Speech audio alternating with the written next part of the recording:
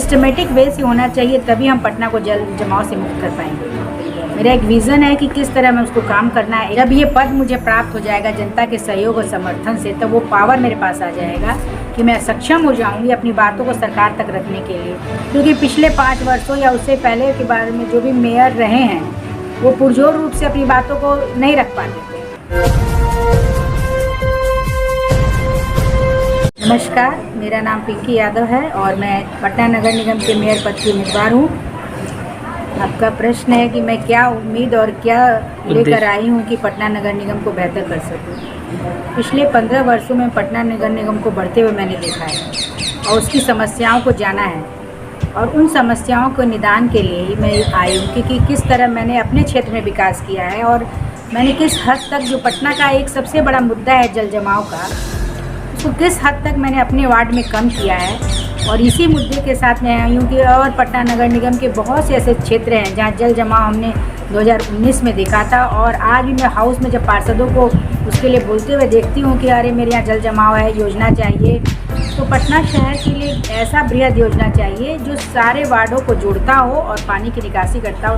क्योंकि एक जब तक सिस्टमेटिक ढंग से कोई भी कार्य नहीं होगा क्षेत्र में, ये नहीं कि कोई वार्ड में कहीं नाला बन गया, कहीं जुड़ा नहीं, कहीं लिंक नहीं, सिस्टमेटिक वे से होना चाहिए, तभी हम पटना को जल जमाव से मुक्त कर पाएंगे। मेरा एक विज़न है कि किस तरह मैं उसको काम करना है, एक DPR बने उसका बृहद रूप से, जहाँ पुराने इलाकों के साथ साथ नए इलाकों को जोड़ते हुए ड्रेनेज और सीवरेज जो है वो मतलब सुदृढ़ रूप से बने पटना शहर के लिए।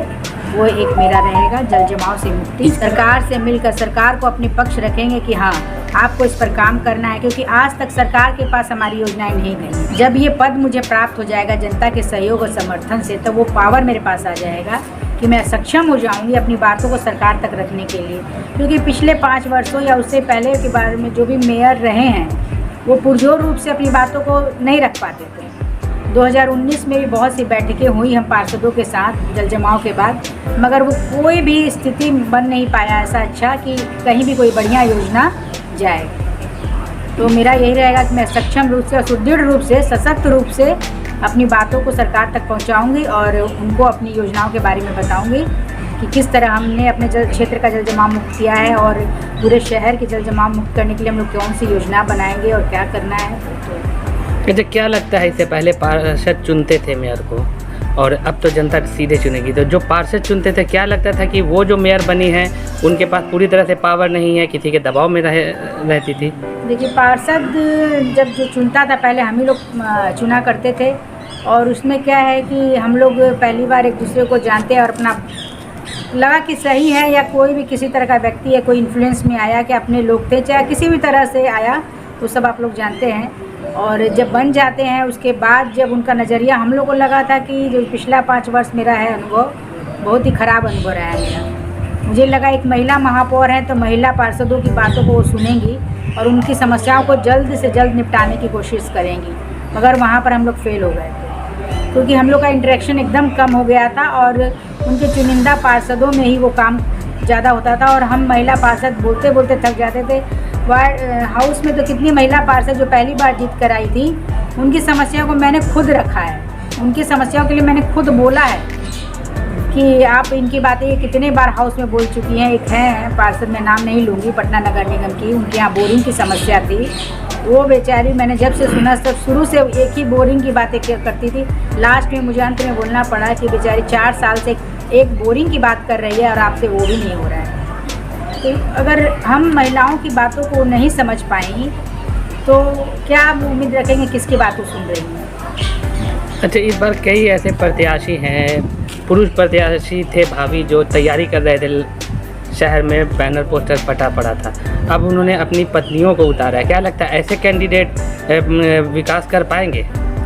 ये तो जनता बेहतर बताएगी कि जिनके पुरुष कैंडिडेट जो प्रचार प्रसार कर रहे थे, अब उन्होंने अपनी पत्नियों को मैदान में उतारा है, उनकी पत्नियां कितनी सक्षम है और जनता की समस्याओं को कितना वो समझती हैं, ये तो जनता ही अपने वोट के द्वारा बताएगी कि वो लोग अपने आप को कैसे प्रेजेंट कर रहे हैं, उनकी जनता के बीच कैसे जा रहे हैं। और हम लोग जो हैं, जो 15 सालों का नगर निगम में मेरा अनुभव है और मैंने जिस तरह काम किया जनता के बीच रहकर, मतलब 24 घंटे अगर कोई कहे तो मेरे यहाँ जनता रहती है, कभी भी कोई आ सकता है, कोई समय की पाबंदी नहीं है। तो हम लोग इतना जनता की समस्या को समझ रहे हैं, तभी जनता की समस्या को समझा तभी तो दूसरे वार्ड में जाके जीते हैं। तो ये मेरा कॉन्सेप्ट है कि जो जनता के बीच रहेगा उसे ही आना चाहिए, और ये पद जो है उसी के लिए है जो जनप्रतिनिधि की भावनाओं को और जनता की भावनाओं को समझे, उनकी समस्याओं को समझे। जब पटना स्मार्ट सिटी बन रहा है, लंबे समय से काम चल रहा है, क्या आपको लगता है कितना ये सकारात्मक दिशा की ओर जा रहा है? पटना स्मार्ट सिटी बहुत ही सकारात्मक वर्ड है, इतना सकारात्मक है कि कोई सोचता है कि यार स्मार्ट बनना चाहिए। स्मार्टनेस बहुत बड़ा शब्द है, और पटना जो है इसकी शुरुआत में है मगर है नहीं, अभी हो नहीं पाया है। पिछले 5 वर्षों से पटना को स्मार्ट होना है, पटना को सुंदर होना है, स्वच्छ होना है, सब बातें स्लोगन्स पूरे पटना में है, मगर पटना में ये काम हो नहीं पाया। सबसे बड़ी बात है, आप स्मार्ट कब बनिएगा? जब आपके सारे 75 वार्ड में मूलभूत सुविधाएं उपलब्ध होंगी, तब आप ऑटोमेटिक स्मार्ट बन जाइएगा। जब हम कहीं पीछे हैं किन्हीं इलाकों में, कहीं इलाका मेरा एकदम सही है और कहीं इलाका एकदम पिछड़ा है, तो हम स्मार्ट नहीं हैं। कोई भी पटना शहर में घूमने आएगा बाई चांस, आप खाली क्या गांधी मैदान के चारों ओर चक्कर लगाएगा? नहीं। हो सकता है कभी बाईपास पर भी आ सकता है, हाँ, कभी दीघा की तरफ जा सकता है, सिटी जा सकता है। तो वो तो जब तक देखेगा कि नहीं चारों तरफ एक जैसा विकास नहीं है, कहीं बहुत है कहीं है ही नहीं, तो हम स्मार्ट कभी नहीं कहलाएंगे। तो जब तक हमारे 75 वार्डों में मूलभूत सुविधाएं उपलब्ध होना सबसे ज़्यादा ज़रूरी है, और नगर निगम का पहला कर्तव्य है मूलभूत सुविधाएं हर पब्लिक के पास होनी चाहिए, तब हम स्मार्ट अपने आप हो जाएंगे। और रही बात साफ सफाई की, जिसको हम लोग झेल रहे हैं, पिछले कुछ वर्षों से झेल रहे हैं, जब से डोर टू डोर आया है। और डोर टू डोर आपको मालूम होना चाहिए कि जब मैं सशक्त स्थायी समिति की सदस्य थी 2016 से पहले, तभी डोर टू डोर पहली बार आया था, और हमारे ही स्टैंडिंग कमेटी से वो पास हुआ था। पहली बार पटना शहर में उसका एक्सपेरिमेंट डोर टू डोर का शुरू हुआ था।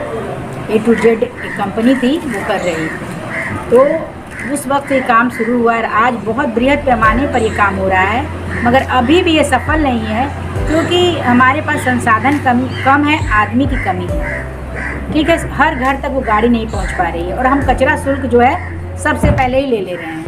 ये तो जनता के ऊपर एक बोझ है, और मैं जब अगर जनता के मतों पर खरी उतरी और आ गई इस पोस्ट, तो सबसे पहले मैं यही करूँगी कि जनता के ऊपर जो बोझ है, जब तक मैं उन्हें सुविधा ना दूँ, वो बोझ मैं उतना नहीं दूँगी उनके ऊपर। ये बोझ मैं कम करूँगी कि हाँ, जब तक हर घर तक गाड़ी कचरे की नहीं पहुँच जाती,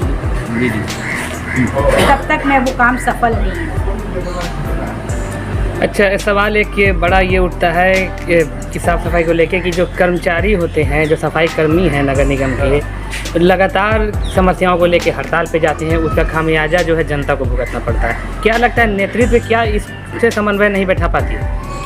ये तो बहुत बड़ा सवाल है पटना नगर निगम के लिए और बिहार के पूरे नगर निगम के लिए है।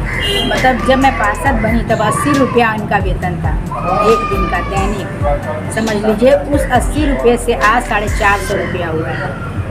तो किसी भी व्यक्ति के लिए 450 रुपया दिन में, और आप मान लीजिए 28 दिन का उनको दे रहे हैं, उसके बाद उसको भी काट दे रहे हैं, 2-4 दिन उसमें भी कट जा रहा है। और कोई सी ले जो अपना पटना शहर का बैकबोन कौन है? सफाई कर्मी। उनके बिना पटना शहर नहीं कहलाएगा। तो जब तक हम अपने बैकबोन को मजबूत नहीं करेंगे, अपने सफाई कर्मियों को सुविधा नहीं देंगे, हम कभी सफल नहीं हो पाएंगे इस क्षेत्र में। और पिछला 5 वर्षों का जो है, उससे पहले भी सफाई कर्मी संतुष्ट थे, उससे पहले संतुष्ट थे कि हम जो है 10 सालों का मेरा कार्यकाल पूरा हो गया तो हम परमानेंट हो जाएंगे, क्योंकि बोर्ड से पास भी हम लोग किए थे। मगर जो पिछला 5 वर्ष है, जब कॉन्ट्रैक्ट बहाली हुआ, तब वो निराशा उनके हाथ लगी और उन्होंने देखा जो महापौर है उनके बारे में नहीं सोच रही हैं और ना ही उनकी बातों को कहीं रख रही हैं। महापौर तो कहती थी कि 450 भी बहुत मिल रहा है। तो ये कोई बात, ये तुक नहीं है कि 450। जो आदमी नाले में उतर रहा है, जीवन जिनका बताइए, उनके रहन सहन, बच्चे, पत्नी, परिवार जो है किस तरह की स्थिति में है, उनके परिवार की स्थिति को सुधारना भी मेरा एक मुद्दा रहेगा कि जो हमारे नगर निगम के कर्मचारी हैं, उनकी फैमिली को, उनके लाइफ को हम लोग अपने समाज से जोड़े। जो हमारा समाज है उसमें उनको एक स्थान दिलाना है, उनके बच्चों की स्कूल में शिक्षा जो है मुफ्त हो, उनको राशन मुफ्त मिले, उनका इलाज नगर निगम के सरकारी अस्पतालों में, पटना शहर के सरकारी अस्पतालों में उनके लिए मुफ्त हो, एक कार्ड बने, मेडिकल कार्ड, उनका इंश्योरेंस हो, ये सब सुविधा उन्हें मिलेगी। और उनको एक मैं सरकार से कहूँगी, मांग करूँगी सरकार से कि एक मुश्त उनको एक राशि आप प्रदान कर दें कि इतना 20,000 चाहे 18,000 जो है हर कर्मचारी को बराबर मिले, जो दैनिक में है, जो कॉन्ट्रैक्ट में कर रहे हैं वो भी, और जो दैनिक में है वो भी। उनको एक मुश्त राशि मिलेगी तो उनका जीवन यापन जो है, जीवन स्तर जो सुधरेगा और वो मन लगा के कार्य करेंगे। ये हड़ताल की समस्या का बहुत हद तक निदान हो जाएगा। और अभी जो आप हड़ताल देख रहे हैं, आप पूछ रहे थे ना कि नेतृत्व में समन्वय नहीं है, तो सही बात है, नेता उनके कुछ मांग करते हैं और जिनसे वो अपना पक्ष रख रहे हैं, अफसर और हमारे महापौर जो हमारे मतलब प्रतिनिधियों के अध्यक्ष हैं उनके सामने, तो उनकी बातें कुछ और हैं।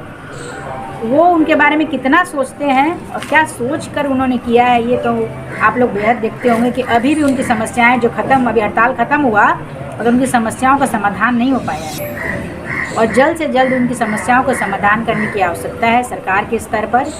और इसके लिए चाहिए कि महापौर जो भी कोई महापौर बने अब वो मजबूत स्थिति में हो और वो अपनी बातों को सरकार तक मजबूती से रखे। और इसके लिए हरदम मजदूरों के साथ खड़ा, क्योंकि वही हमारे साथी हैं, जनता से पहले वही हमारे साथी हैं, वही हमारे हैंड्स हैं। अगर वो मजबूत नहीं होंगे तो पटना शहर कभी भी सुंदर और स्मार्ट नहीं बनता। करोड़ों का बजट है नगर निगम का, बड़े होटल में प्रेस कॉन्फ्रेंस होता है, धूमधाम से बताया जाता है, इतना बजट है, जाता कहाँ है बजट?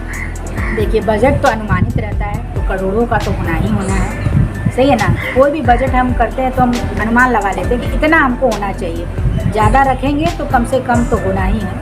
मगर आप बड़े होटलों में होता है, वो तो आजकल का रिवाज हो गया है कि हर चीज़ जो हो सुंदर दिखे तभी कुछ न कुछ होगा। लोग की आशा रहती है कि जब मीटिंग हो तो बढ़िया जगह पर हो। सारे लोगों के मीटिंग तो बढ़िया जगह पर होती है, तो नगर निगम का क्यों ना हो। मगर इससे पहले नगर निगम का जो भी मीटिंग हुआ करता था तो हम लोग अपने या तो कृष्ण मेमोरियल हॉल में होता था, उसके बाद आप कृष्णापुरी में जो हमारा हॉल है उसमें, या बांकीपुर में भी कितनी बार हुआ है, सब जगहों पे होता है।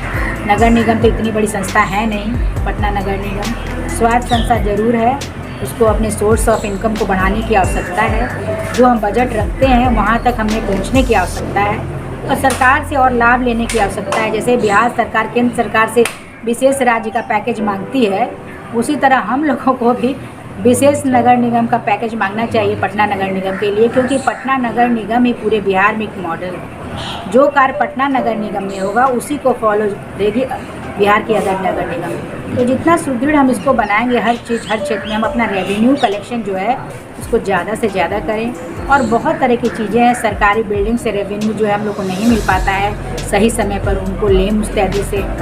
और सरकारी भवनों का उपयोग जो है, बहुत से ऐसे हम लोग के स्ट्रीट वेंडर्स हैं जो इधर उधर रहते हैं, उनको एक सुनिश्चित जगह देंगे, उनको एक जगह पे बैठाएं और उनको भी कहें कि आप लोग इसका रजिस्ट्रेशन करवाइए कुछ ना कुछ, उससे भी हम लोग का रेवेन्यू सोर्स बढ़ेगा।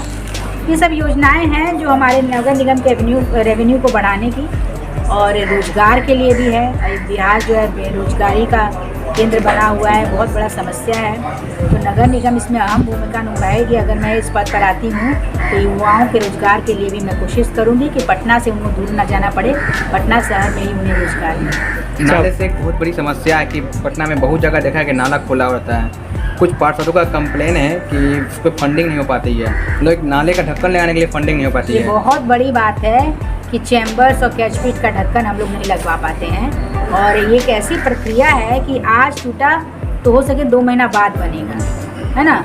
तो मैंने तो अपने बोर्ड के बैठक में जब थे वो अनुपम सुमन, तो मैंने एक बार एक बात उठाई थी कि आप क्यों नहीं एक मोबाइल गाड़ी रखते हैं जहाँ भी कहीं पर मैनहोल टूटता है, ढक्कन टूटता है, तो उसको हाथों हाथ वो घूमता रहे क्षेत्र में, या कोई कंप्लेन कर रहा है कि इस जगह इस गली मोहल्ले में टूट गया है तो तुरंत उसको बना दिया जाए। उन्होंने उस वक्त तो हामी भरी थी और कहा कि हाँ ज़रूर मैम, आपका अच्छा विचार है और हम लोग इसको करेंगे भी, मगर अभी तक ऐसा हो नहीं पाया है। मगर मेरे आने के बाद मैं एकदम सिस्टम रखूँगी कि जहाँ कहीं भी मैनहोल कैचपिट का ढक्कन टूटा हुआ है और एक टीम हरदम उस पर रहेगी। एक अंचल में 6 अंचल हैं पूरे पटना में, तो 6 अंचलों में 6 टीम रहेगी इसकी, कि जो कहीं पर भी इस तरह का रहे तुरंत उस पर काम करे।